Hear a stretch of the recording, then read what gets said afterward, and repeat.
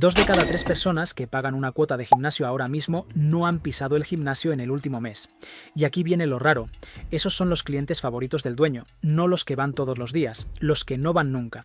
Si eso te suena a broma, quédate, porque en los próximos minutos vas a entender por qué el negocio del fitness casi nunca depende de que la gente se ponga en forma, y por qué el gimnasio que más lleno ves un lunes a las 7 de la tarde puede estar, al mismo tiempo, a un paso de cerrar. Imagina que entras a valorar comprar un gimnasio y vas a verlo un lunes a las 7 de la tarde. Las máquinas de cardio están todas ocupadas. Hay cola para las mancuernas. La recepción no para de sonar. Sales pensando, esto es una máquina de imprimir dinero. Ese es exactamente el momento del día que más te engaña. Estás mirando la única franja horaria que no representa nada. La realidad es que un gimnasio no es un negocio de fitness. Es un negocio de suscripción que de paso tiene barras y discos. Y en cuanto entiendes eso, todo lo demás empieza a encajar. ¿Por qué algunos ganan una fortuna? ¿Por qué otros con la sala llena igual pierden dinero? ¿Y por qué a los dueños, en el fondo, no les conviene que todos sus socios vayan cada día? Antes de hablar de dinero, hay que aclarar que gimnasio no es una sola categoría. Son varios negocios distintos disfrazados con la misma ropa de deporte. Abajo del todo están las cadenas low cost, esas de 15 a 25 euros al mes, con naves enormes y miles de socios por centro. Piensa en el modelo Basic Fit o McFit. Un solo local de estos puede tener entre 5.000 y 8.000 abonados y funcionar con un puñado de empleados. Un escalón por encima está el gimnasio de barrio de toda la vida, sala de peso libre, cardio, clases dirigidas, entre 40 y 70 euros al mes. Más arriba los clubes premium tipo Holmes Place o David Lloyd, que cobran 150 euros o más y en realidad no venden acceso a máquinas, venden un estilo de vida, spa, zona de coworking, piscina, ambiente. Luego están los estudios boutique, salas pequeñas, a veces de menos de 200 metros cuadrados, montadas alrededor de una sola disciplina, pilates, boxeo, ciclismo indoor, que cobran entre 50 y 150 euros o venden bonos de clases sueltas. Y por último, la categoría más pequeña y más dura, el estudio de entrenamiento personal, a veces de 50 metros cuadrados, que no vende cuotas, vende el tiempo de un entrenador. Cada una de estas categorías es, en el fondo, una apuesta distinta sobre la misma pregunta. ¿Ganas dinero con muchísima gente pagando poco o con poca gente pagando mucho? Esa decisión inicial condiciona absolutamente todo lo que viene después. Aquí es donde el plan que tenías en la cabeza empieza a resquebrajarse. Piensas que lo caro son las máquinas. No lo es. Lo caro es convertir un local vacío en un sitio donde legalmente puede haber gente sudando durante horas sin que se caiga el techo. Un propietario suele pedir entre 3 y 6 meses de fianza antes de que hayas tocado un solo ladrillo. Después viene la obra. Un suelo de caucho capaz de absorber el impacto de una barra cargada sin agrietar el cemento cuesta entre 10.000 y 40.000 euros. Vestuarios y duchas necesitan materiales resistentes a la humedad y una instalación de fontanería nueva, otros 10.000 a 50.000 euros. Los espejos, del suelo al techo, pueden rondar entre 3.000 y 12.000 euros ya instalados. Y luego está la partida que casi nadie calcula bien, el aire. Un local comercial normal no está preparado para meter a 100 personas generando calor y humedad durante horas seguidas. Necesitas un sistema de ventilación industrial, y la cantidad de aire que la normativa exige no es una estimación, es una fórmula. Se calcula por persona haciendo ejercicio más un extra por metro cuadrado. Aplica esa fórmula a una sala de 400 metros cuadrados con 100 personas en hora punta y necesita renovar un volumen de aire enorme cada minuto. Eso no es un ventilador de pie, eso es una reforma completa de climatización que puede costar entre 10.000 y 50.000 euros antes de vender una sola cuota. Suma el depósito, la obra, licencias, seguros, la campaña de apertura y un colchón para sobrevivir los primeros meses flojos, y un gimnasio de tamaño medio puede necesitar entre 300.000 euros y más de 1 millón solo para abrir la puerta. El equipamiento es la siguiente trampa y es más grande de lo que parece. Una cinta de correr profesional cuesta entre 2.000 y 8.000 euros y necesitas al menos entre 6 y 12 solo para el cardio básico. Las máquinas de musculación guiada van de 1.000 a 5.000 euros cada una y hacen falta entre 12 y 20 para una sala decente. Añade jaulas de fuerza, mancuernas, bancos, accesorios y la factura total de equipamiento de un gimnasio mediano se mueve entre 40.000 y 250.000 euros. Aquí está la decisión que hace tropezar a casi todo el mundo. ¿Compras o alquilas el material? Comprar parece más seguro, es tuyo, no tienes una cuota mensual colgando. Pero comprar te deja sin liquidez, justo en los meses en los que más la necesitas, antes de que los socios lleguen en masa, y el uso intensivo desgasta una máquina mucho más rápido que en casa. Alquilar suena más inteligente. Cuotas pequeñas. El material se renueva cada pocos años y nunca se ve anticuado. El problema es que el interés de estos contratos ronda el 8% anual, así que a lo largo del contrato acabas pagando bastante más de lo que valía el equipo. Y ese contrato no entiende de mala racha. Si el gimnasio cierra, las cuotas de alquiler te siguen persiguiendo igualmente, no hay opción equivocada. Pero elijas la que elijas, acabas de fijar un coste mensual enorme que hay que pagar exista o no exista un solo socio ese mes. Ahora, la ubicación. Aquí es donde más se equivocan los que abren su primer gimnasio, porque piensan que buena ubicación significa simplemente mucha gente cerca. Es mucho más concreto que eso. Alrededor del 80% de los socios de un gimnasio vive o trabaja a 10 o 15 minutos en coche o transporte público del local. Ese es literalmente todo tu mercado. Y dentro de ese radio, el poder adquisitivo del barrio tiene que casar con tu precio. Un club premium de 150 euros al mes no sobrevive en un barrio con renta media baja por muchas toallas blancas que ponga en el vestuario.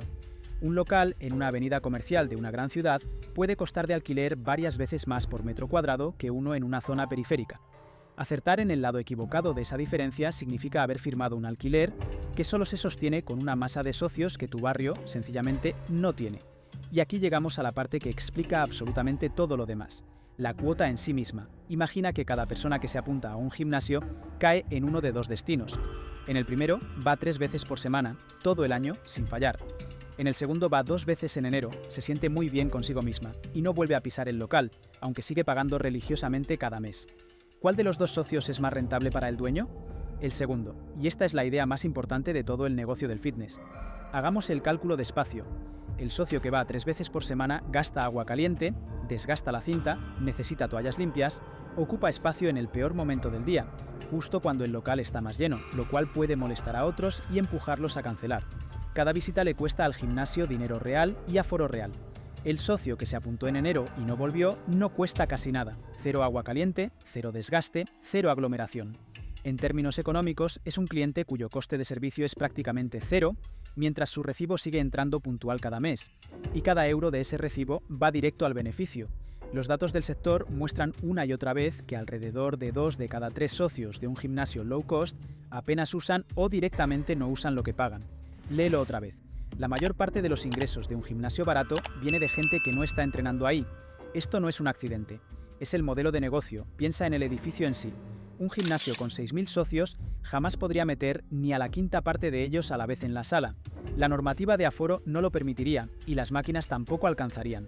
Una sala típica puede tener un aforo legal de 200 o 300 personas como mucho. Si solo un 10% de esos 6.000 socios apareciera de golpe, tendrías 600 personas intentando entrar en un espacio pensado para 300. Se saltaría la normativa de incendios en minutos. Así que el gimnasio no vende acceso a una sala, vende una apuesta estadística, que la mayoría de la gente que compra la cuota no va a venir al mismo tiempo y una parte grande no va a venir prácticamente nunca. El edificio solo tiene que ser lo bastante grande para la fracción que realmente aparece, no para el total que paga. Por eso a ningún gimnasio le conviene, en el fondo, que todo el mundo se convierta en un asiduo diario. Eso obligaría a un local mucho más grande y mucho más caro de mantener para atender a los mismos clientes que pagan. El socio olvidado, el que ni se acuerda de que sigue pagando, es de los clientes más rentables que puede tener un gimnasio. Hay un patrón estacional que conviene entender porque marca todo el calendario financiero del negocio. Un porcentaje enorme de las altas anuales se concentra en enero, empujado por los propósitos de Año Nuevo, cuotas de inscripción rebajadas, ofertas de prueba, publicidad a tope en pocas semanas. Ese único mes puede meter en caja una inyección brutal de dinero y una ola de nuevas cuotas mensuales.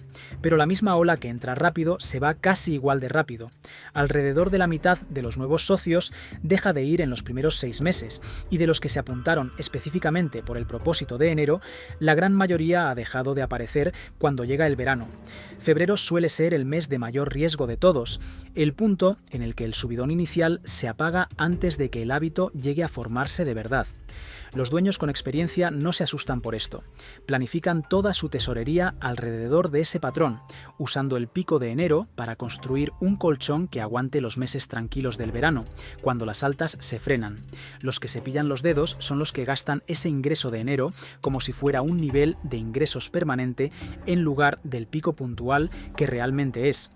Hay otra decisión estructural detrás de todo esto: montar un gimnasio independiente desde cero o entrar en una franquicia. Una franquicia te da un nombre conocido, un diseño de local ya aprobado, software estandarizado y mejores precios de material gracias a la compra centralizada. Eso vale dinero, sobre todo para quien abre su primer local, pero no es gratis. Suele exigir una cuota de entrada de entre 20.000 y 60.000 euros, un royalty mensual de entre el 5% y el 10% de la facturación y otro 2% aproximado que va a un fondo de marketing conjunto. Un dueño independiente se queda con cada euro de beneficio que genera su negocio.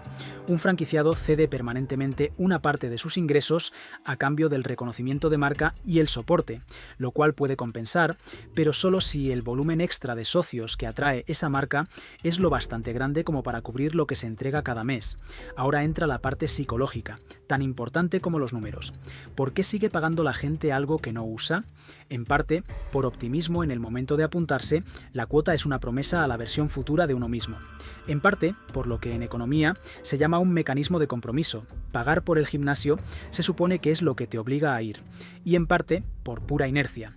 Cancelar significa admitir que el plan no funcionó y por una cuota de 20 o 30 euros al mes, mucha gente prefiere seguir pagando en silencio antes que enfrentarse a eso. El propio diseño físico del local refuerza esto, lo note el socio o no. Recorridos limpios y sencillos reducen la sensación de intimidación de quien entra por primera vez, lo que le mantiene yendo el tiempo suficiente como para que el hábito se forme o se apague sin ruido. Los espejos ayudan a ver el progreso propio, pero demasiados espejos en una zona para principiantes pueden provocar el efecto contrario. Más vergüenza corporal, no menos. La iluminación se elige a propósito. Luz dura y directa en la sala de fuerza para marcar músculo. Luz suave en las zonas de estiramiento para transmitir calma.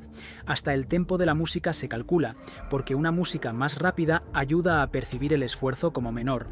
Nada de esto es decoración, todo apunta al mismo objetivo: mantener al socio emocionalmente enganchado al gimnasio el máximo tiempo posible, vaya o no vaya cada semana.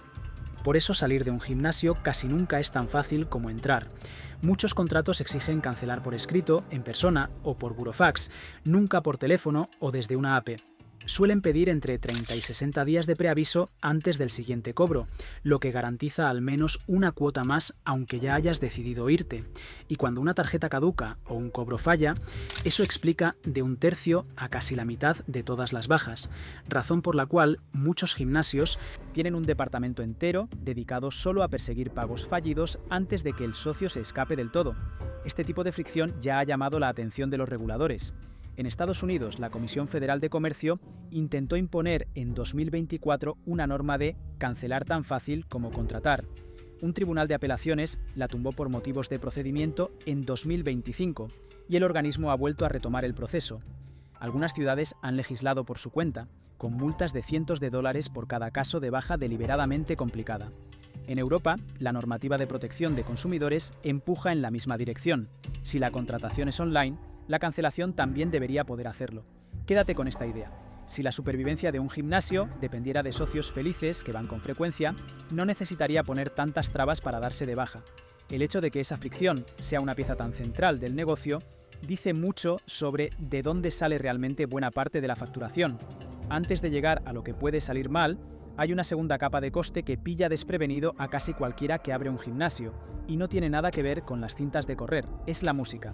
Poner música de fondo en un local comercial no es lo mismo que ponerla en el salón de casa. En España, cualquier negocio que reproduzca música para sus clientes tiene que pagar derechos a las entidades de gestión, principalmente a la SGAE, además de a AGEDI y AIE por los derechos de los intérpretes y productores.